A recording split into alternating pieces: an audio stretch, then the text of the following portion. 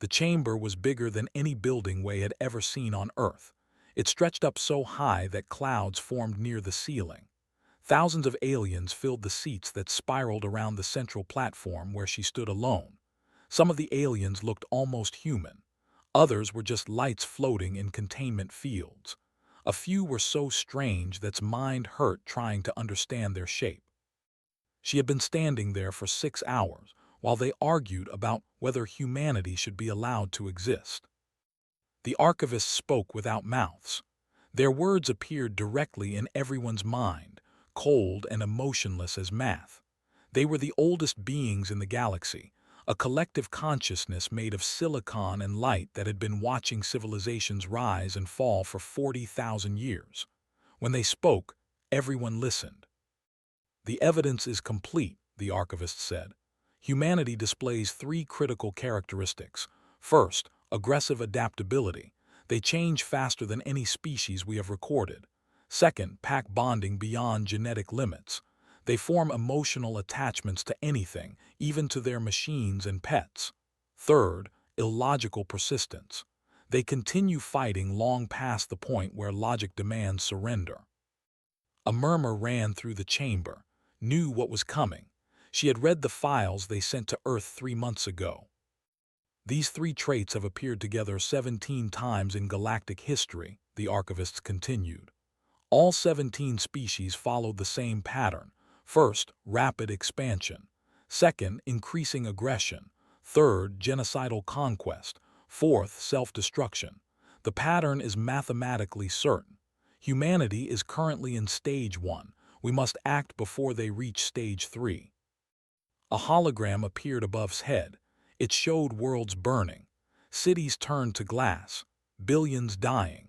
The images were from the archives, records of what those 17 species had done before they destroyed themselves. We do not make this decision lightly, the archivist said, but the mathematics are clear. Humanity will become a threat to all galactic life. The probability is 99.97%. We must act now, while they are still confined to one system. Translator implants struggled to keep up as hundreds of species began speaking at once. Some argued for immediate action. Others wanted to give humanity more time. A few suggested exile instead of extermination. But no one, not a single voice in that massive chamber, argued that the archivists were wrong about the pattern. The presiding council called for order. They were a species of flowing energy that had guided the galactic government for 10,000 years. Their voice was like music made of sadness. Ambassador Way of Earth, they said, you may speak in humanity's defense. Stepped forward. Her hands were shaking, but she forced her voice to stay steady. She had prepared for this moment for months, but now all her careful words seemed small and pointless. You're basing your decision on pattern recognition, she said. You've seen three traits appear together 17 times, and 17 times it ended badly. But correlation isn't causation.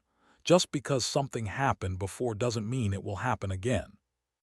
We are not discussing correlation, the archivist replied. We are discussing mathematical certainty. The pattern has held for 40,000 years across 17 separate species. The probability of an 18th exception is 0.03%. Then will be that 0.03% said. Humanity knows its own history. We've been on the edge of destroying ourselves a dozen times. Nuclear war, climate collapse, engineered plagues. But each time we pulled back. We chose differently. We learned. The hologram changed. Now it showed human history, wars, genocides, weapons of terrible power. The archivists had done their research thoroughly. Your species has existed for 200,000 years, they said. For 199,800 of those years, you were confined to one planet. In the last 200 years, you have developed nuclear weapons, genetic engineering, artificial intelligence, and faster-than-light travel. Your rate of technological advancement is increasing exponentially. Your population has doubled 3 times in the last century. You have already begun terraforming 2 planets and have settlements on 40 moons and asteroids. All of this matches the pattern exactly. Felt her arguments crumbling. Everything the archivist said was true. Humanity was expanding fast, maybe too fast, but that didn't mean they were doomed to become monsters. What about our art? She said desperately. Our music, our literature, our philosophy. We have spent thousands of years thinking about ethics and morality. We have concepts like human rights, like justice, like compassion. So did the others, the archivist replied. They had the most beautiful poetry in galactic history. They developed a philosophy of universal love that brought tears to beings who had no eyes to cry. The hen created art so moving that we still study it today. All of them had cultures of great beauty. All of them still followed the pattern. Culture does not override biology and evolutionary psychology. The chamber fell silent, could feel the weight of all those alien eyes on her. She was arguing for the survival of her entire species, and she was losing. A new voice spoke. It was rough and broken, like rocks grinding together. Turned and saw something she hadn't noticed before. In a corner of the chamber, separated from the others by a containment field, sat a creature that looked like it was made of old machinery and crystallized pain. I am the witness, it said. I am the last survivor of the hen. His breath caught. The hen were one of the 17 extinct species. The hologram had shown their wars just minutes ago. You were not told everything, the witness said. The records show that my people became monsters, that we started wars of conquest, that we destroyed ourselves. This is true, but there is more to the story. The presiding council's energy patterns flickered with what might have been discomfort. Witness, this is not the time. It is exactly the time, the witness said. The human should know what really happens. The records show that the hen began stage 3, the genocidal phase, 500 years after we achieved faster-than-light travel. What the records do not show is that the Galactic Council contacted us 480 years after we achieved FTL. They told us we were dangerous. They told us we fit a pattern. They told us to submit to restrictions, to limits on our population and expansion, to constant monitoring. The chamber erupted in protests, but the witness continued. My people refused. We said we would prove we were different. The council said that was what all the others had said. They gave us an ultimatum. Submit or be eliminated. We chose to fight. The war lasted 3 years. We lost. But the records you see, the terrible things the hen did, half of those atrocities were committed after the council declared us a threat. They created the monster they feared. This is revisionist history, the archivist said coldly. The hen attacked neutral worlds. After you bombed our colonies, the witness shot back. After you killed billions of our children, you want to know what humanity will become. Attack them and find out. But do not pretend you are making this decision because of mathematics. You are making it because you are afraid. The argument raged for another hour, stood in the center of it all, feeling helpless. Finally, the presiding council called for a vote. It took less than 10 minutes. The decision was unanimous across all member species. Humanity was condemned to extinction. The presiding council delivered the sentence with their musical voice full of false sympathy. We take no joy in this decision. Humanity will be given 1 solar cycle to evacuate any individuals willing to live under permanent quarantine on designated worlds. At the end of that cycle, Earth and all human colonies will be sterilized using quantum dissolution weapons. Death will be instantaneous and painless. We offer this mercy because we bear humanity no malice. We simply cannot risk the survival of trillions on a 0.03% chance. Legs nearly gave out. 1 year. They were giving humanity 1 year to say goodbye to existence. You may return to Earth to inform your people, the presiding council said. We are deeply sorry. Wanted to scream that their sorrow meant nothing, that they were murderers hiding behind mathematics, that they were cowards too afraid to give humanity a chance. But she said nothing. There was nothing to say. She turned and walked toward the transport platform on legs that felt like they belonged to someone else. The witness caught her before she left. Up close, it looked even more broken, held together by will and ancient machinery. "They will tell you to accept it," the witness said quietly. "They will say that fighting is pointless, that it will only prove them right. They told my people the same thing." "What should I do?" asked. "What my people should have done," the witness replied. "Make them remember you. We fought for 3 years and lost, but every species in this galaxy knows the name Hen. They know we existed. They know we refused to die quietly." It paused. "The archivist said we lasted 3 hours in our final battle. That was a lie.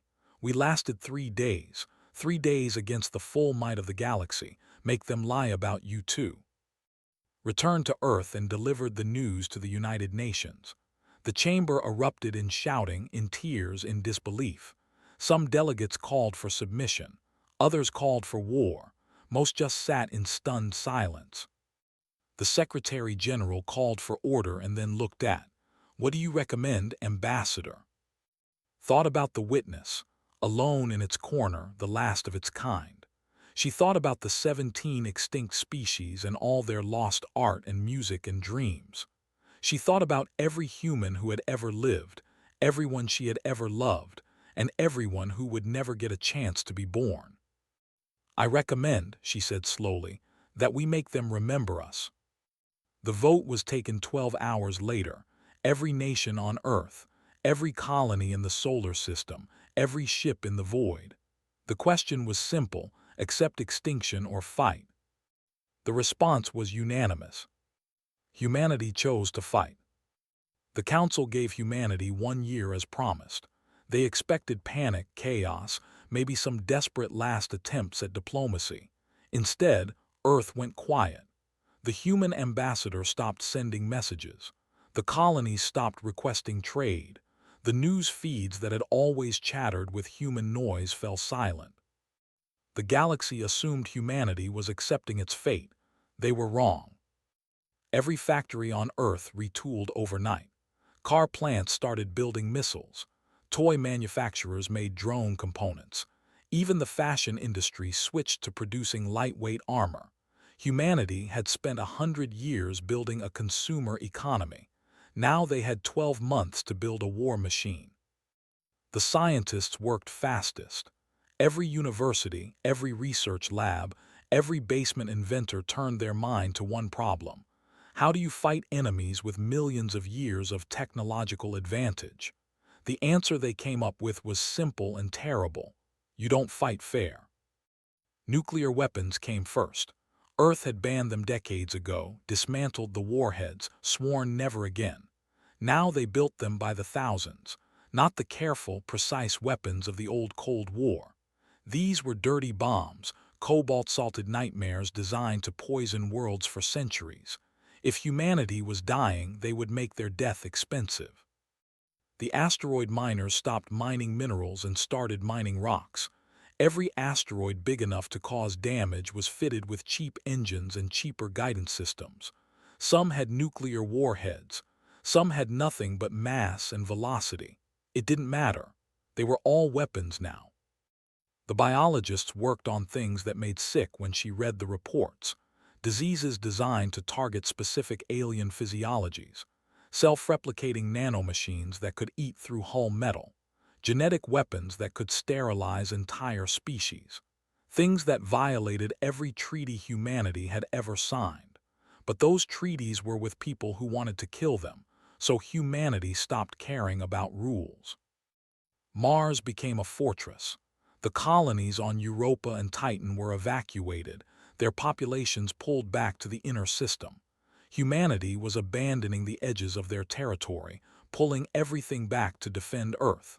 The Council's analysts watched and nodded. This was expected behavior. Doomed species always retreated to die together. 6 months into the year, the first Council scout ship entered the solar system. It was supposed to monitor human preparations and ensure no one escaped the quarantine. It lasted 4 hours before a swarm of human fighters overwhelmed it. The wreckage was left floating in space as a message. The Council was unconcerned. One scout ship meant nothing. They sent a message reminding humanity that resistance was pointless and would only increase suffering. Replied with 2 words, "Come try." The war began on day 364. The Council sent 500 warships to Sol system. It was called a minor enforcement fleet, barely a fraction of the Council's military power. Any one of those ships could destroy a continent. Together, they could crack a planet. The fleet admiral was unnamed. His species had been in space for 3 million years. He had fought in 40 wars against primitive species who thought they could resist the Council. None had lasted more than a week. He expected humanity to surrender when they saw his fleet or to die quickly if they fought. The first wave of human attackers came when his fleet was still 2 days from Earth. They were suicide ships, automated freighters filled with nuclear weapons and piloted by volunteers who knew they weren't coming home. Point Defense destroyed 90% of them. The other 10% got close enough to detonate. Lost 8 ships. He was annoyed but not concerned. Suicide attacks were a sign of desperation. The second wave came an hour later. More suicide ships, but these ones didn't explode. They released clouds of tiny machines, each one no bigger than a grain of sand. Shields stopped energy weapons but not matter. The machines passed through and began eating his ships. They weren't sophisticated. Human nanotechnology was centuries behind Council standards, but they didn't need to be sophisticated. They just needed to eat metal and reproduce.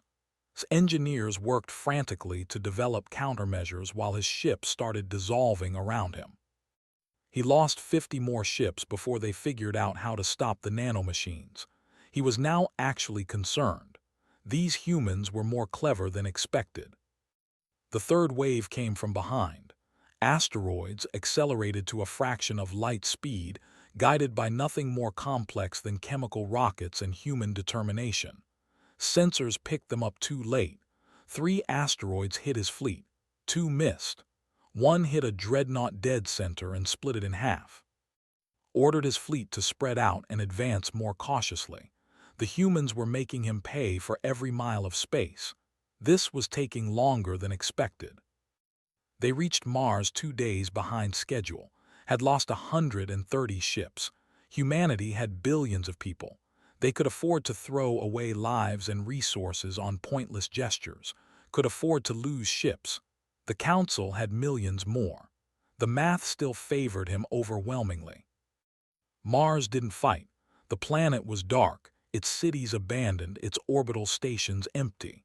Sensors detected no life signs, no power signatures, nothing. The humans had evacuated everyone to Earth for a last stand. It made sense tactically, but it was also pathetic. One planet couldn't hold against his fleet. He was scanning Mars for any hidden weapons when Phobos exploded. The humans had spent 11 months turning Mars's largest moon into a bomb. They had evacuated the entire population, except for 10,000 volunteers who stayed behind to make sure it worked. They had packed every cubic meter with fusion warheads, stabilized antimatter, and experimental weapons that the Council hadn't even known humans possessed. When Phobos detonated, it didn't just explode. It tore a hole in space-time. The blast wave expanded at the speed of light. His fleet had seconds to react. Most of his ships managed to jump to FTL before the wave hit them. 150 ships were too slow. Regrouped his fleet beyond Mars orbit. He had arrived with 500 ships. He now had 220. The humans had made him pay a terrible price, but the war was essentially over. Earth had no more moons to detonate, no more asteroids in convenient positions, no more tricks.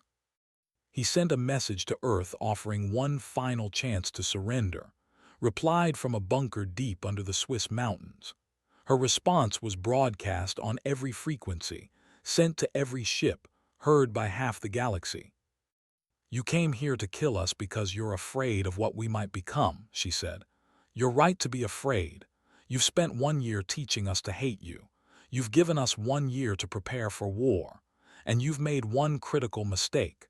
You thought this was about defending Earth. Every sensor in fleet suddenly screamed alerts. Ships were jumping to FTL all over Earth orbit. Not warships. Freighters, colony vessels, private yachts, anything that could hold a human and had an FTL drive. Thousands of them, scattering in every direction like seeds on the wind. Earth is already lost, continued. We knew we couldn't defend it, so we're not going to try. Every ship you see jumping away is full of humans. We've spent a year converting every vessel we had. We're scattering to every corner of Council space. You can kill our planet, but you can't kill all of us. And every human who survives will remember what you tried to do. Launched interceptors, but the human ships were too many and too spread out. His computers calculated that he could stop perhaps 30% of them. The rest would escape. Humanity would survive, scattered across the galaxy like an infection. You wanted to know what we would become, said. You're about to find out, hunt us, find us, try to kill every last one of us. But know this, we will never stop fighting you. We will never forgive. We will never forget. You've made us into exactly what you feared. Congratulations. The transmission ended, stared at the tactical display showing thousands of human ships jumping away. He had won the battle. Earth would die. But he had the terrible feeling that humanity had just won something more important. He gave the order. His fleet moved into Earth orbit and began the bombardment. Quantum dissolution weapons struck every continent simultaneously. The effect was instant and total. Everything on Earth's surface ceased to exist at the molecular level. The oceans boiled away. The atmosphere burned. In 30 seconds, Earth became a dead rock. Filed his report. Humanity had been eliminated. The war was over. His superiors congratulated him on his victory and recalled his fleet to Council space. But couldn't shake the feeling that something had gone wrong. The humans had died too easily at the end. They had fought brilliantly for their colonies and Mars, made him pay in blood for every inch of space. Then they had just let him kill there without a fight. He pulled up the recordings of those final hours. Something bothered him about the evacuation. The numbers didn't add up. Earth had 8 billion people. The human colonies had another 2 billion. The ships that escaped could carry perhaps 300 million at maximum capacity. Where were the other 9.7 billion? The answer came 3 days later when fleet was halfway back to Council space. A message was broadcast across the entire galaxy. It came from who was supposed to be dead. You're probably wondering how I survived, she said. The answer is simple. I was never on Earth. That bunker you bombed, empty. Those transmissions, pre-recorded. Every human you killed on Earth was already dying. We had 1 year to prepare. You think we spent it all building weapons? Smiled. It wasn't a nice smile. We spent it evacuating. Every human who wanted to live and could reach a ship left Earth 11 months ago. The only people left behind were volunteers, the elderly, the sick, the ones who were going to die anyway. They stayed behind to make you think we were still there, to make you think you'd won. Felt something cold settle in his chest. You killed 8 billion people, continued. But they were already dead. You just gave them a purpose for their ending. They died buying time for the young to escape, for the children to survive. And now those children are scattered across your space. 300 million angry humans who watched you murder their grandparents. How do you think that's going to work out for you? The transmission ended, sat in his command chair and realized what humanity had done. They had made him into a monster. They had sacrificed their dying to save their future. And now that future was loose in Council space with every reason to seek revenge. The impossible war had just begun, and humanity had already won the first real victory. 20 years after Earth died, the Galactic Council faced a problem they had never encountered in 40,000 years of existence.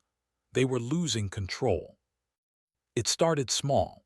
A mining colony on the edge of Council space stopped responding to orders. When inspectors arrived, they found the alien workers had overthrown their overseers. The leaders of the rebellion were human. 3 humans who had arrived 5 years earlier as refugees worked the mines, earned trust, and then organized a revolution. The council sent peacekeepers. The peacekeepers found the colony defended by hastily built weapons that looked primitive but worked well enough. The battle lasted 2 days. The council won but lost 3 ships doing it. That shouldn't have been possible. Mining colonies didn't have warships. Then it happened again, and again. Across council space on worlds the council had controlled for, uprisings began. Not on every world, not even on most worlds, but enough. Always the pattern was the same. Humans arrived as refugees, worked their way into the local population, made friends, built trust, and then started asking dangerous questions. Questions like, why do you pay taxes to a council that gives you nothing in return? Why do only certain species get to vote? Why are you working these mines for their profit? Questions that had always been there, but that no one had dared voice, until the humans came and showed them that questions could lead to action. The archivists presented their analysis to the council chambers. Their projection showed council space lit up with red dots marking human-influenced rebellions. There were 67 active uprisings. 300 more systems showed signs of human presence and growing unrest. The situation is under control, the archivist said, but their mental voice carried an edge that might have been concern. Humans number only 300 million across thousands of worlds. They cannot threaten the Council's fundamental stability. Then why are we losing? Asked the representative. Their species had fought humanity 20 years ago. They remembered. You are not losing, the archivist replied. You are experiencing local difficulties. The pattern we predicted has not manifested. Humans are not engaging in genocidal conquest. They are engaging in something we did not anticipate. They are liberating others. The word hung in the chamber like an accusation. Liberation implied that the Council had been oppressing.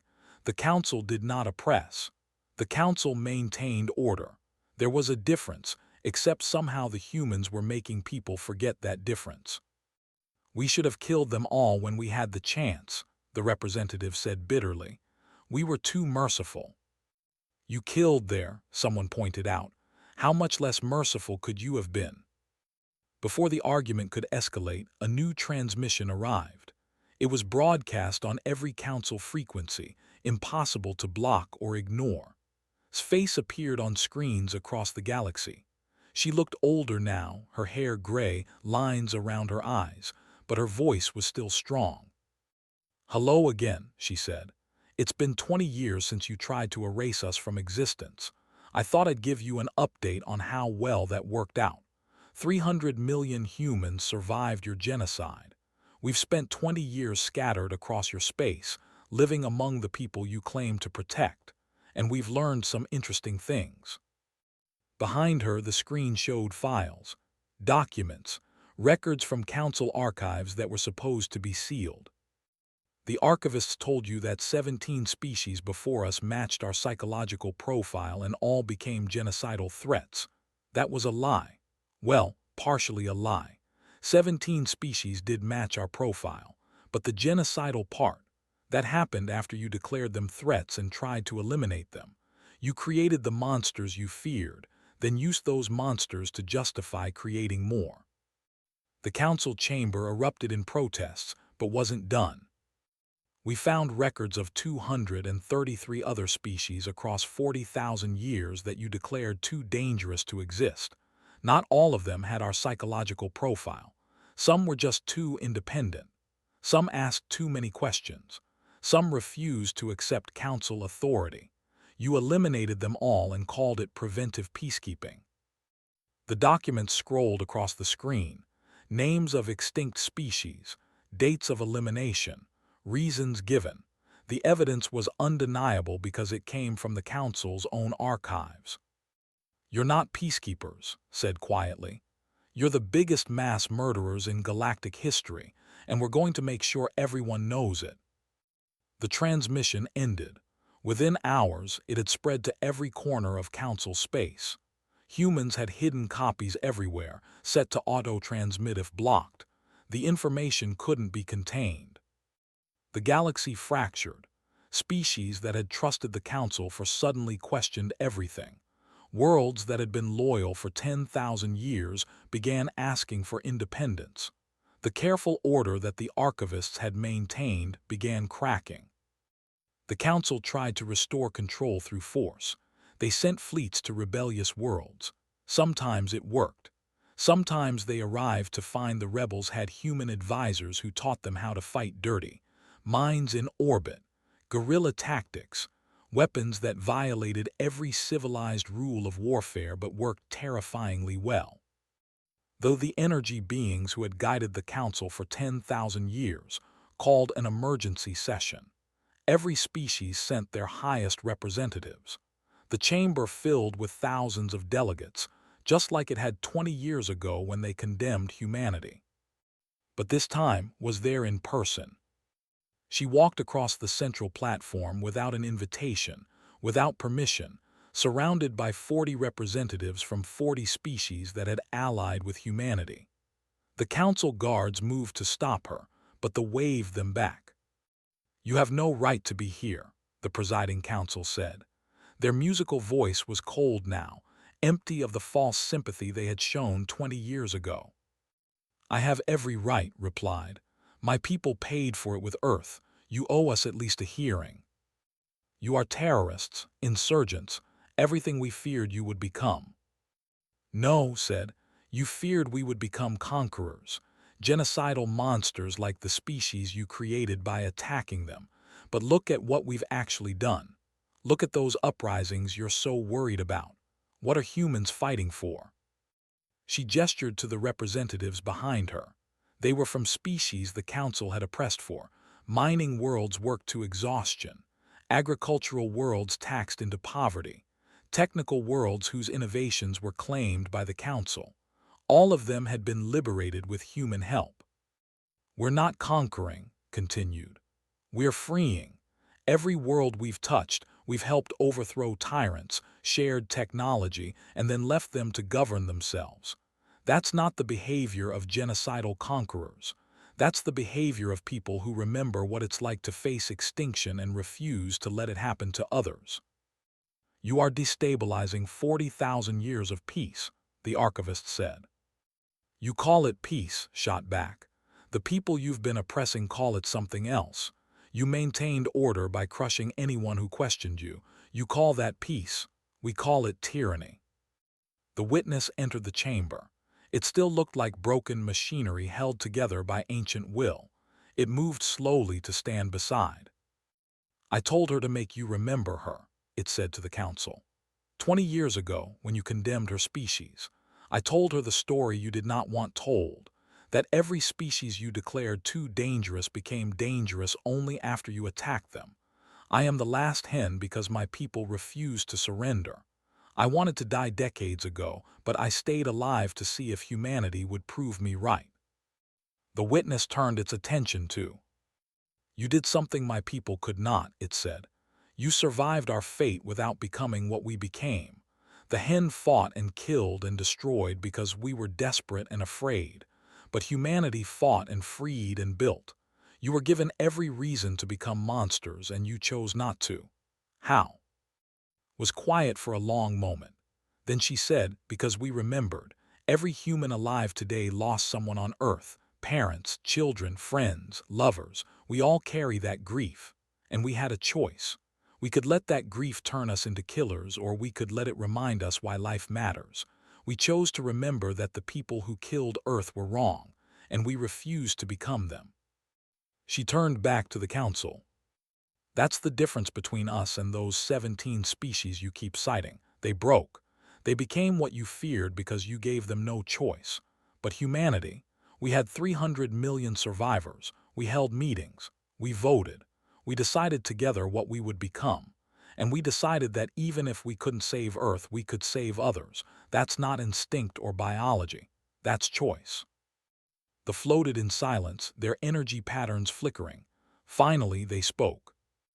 You are asking us to step down, to admit that 40,000 years of policy has been wrong, to accept that we have committed countless genocides in the name of prevention. You cannot expect us to simply surrender. No, agreed. I expect you to fight. You've built an empire on fear and you won't give it up easily, but here's what you need to understand. Humanity isn't your only problem anymore. Every species we've liberated is also your problem now. Every world that's seen the truth is your problem. We've spent 20 years teaching the galaxy that you're not invincible, that you can be questioned, that you can be fought. You can't put that back in the box. Then there will be civil war, the archivist stated flatly. Trillions will die, thousands of worlds will burn, all because humanity could not accept its fate. No, said, all because you couldn't admit you were wrong, but there's another way, truth and reconciliation. It's a human concept. You acknowledge what you did, you step down from power, you let the galaxy govern itself, and in exchange we help rebuild. We share technology, we restore worlds your wars destroyed, we even help restore Earth if you're willing. And if we refuse, the presiding council asked. Smiled sadly. Then we fight, and maybe we lose, maybe you crush every rebellion and kill every human, but we've had 20 years to prepare this time. We're not cornered on one world. We're spread across your entire space, allied with hundreds of species you've oppressed. How long do you think you can hold on? A decade? A century? We're very patient, and we never ever forget. The council chambers fell into chaos. Some species demanded humanity be eliminated once and for all. Others called for negotiation. The archivists calculated probabilities and found no scenarios where the council emerged with their power intact. They floated in silence, processing 40,000 years of certainty collapsing. It took 3 months of negotiation. In the end, the council agreed to step down, not because they wanted to, but because the alternative was a war that would shatter the galaxy. They would be investigated, their crimes documented. Some would face justice. Others would be pardoned in the name of peace. The galaxy would restructure itself with representation from all species, not just the oldest ones. And Earth would be restored. Stood on Earth 30 years after its death. The grass was new and tender. The oceans were still cloudy with sediment. The cities were being rebuilt slowly, mixing human architecture with designs from the 40 species who had volunteered to help. Children played in the streets, human and alien together, too young to remember the old hatreds. An archivist approached her. It was the same one who had condemned humanity 30 years ago. It no longer spoke with absolute certainty. I need to understand, it said. We calculated the probabilities. Humanity should have become exactly what we feared. Every model predicted it. How did you prove us wrong? Watched the children playing. One of them was her granddaughter, born on a colony world, growing up in a galaxy that was trying to be better. You treated survival as a mathematical problem, she said. Species A plus environment B equals outcome C, but you forgot the one variable that matters most, choice. Every human who survived had to choose what we would become. We could have chosen revenge, conquest, genocide. Those would have been easy choices, justified even after what you did to us. Then why didn't you? The archivist asked. Because we remembered what you told us. That 17 species became monsters, and we decided we would be the 18th species who didn't. Not because of our biology or psychology or whatever mathematical model you used, but because we chose to be worth saving. The archivist processed this for a long time. Its consciousness touched billions of years of data, 40,000 years of history, 17 cases of extinction. Finally, it spoke. In all that time, across all those species, this has never happened before. Species faced with extinction either submitted or became what we feared. None survived and remained themselves. You survived not just our weapons, but the corruption that survival creates. Perhaps we were not wrong about the danger you posed. Perhaps we were only wrong in believing that danger was inevitable. Turn to face it fully. The only inevitable thing about humanity is this: we will survive anything you throw at us, and we will come out the other side still human, still making choices, still trying to be better than our worst instincts. That's not a threat, that's a promise. Is it a promise you can keep? The archivist asked. Your species is young, you have survived one test, there will be others. Probably, agreed. We'll probably screw up. We'll probably disappoint you again.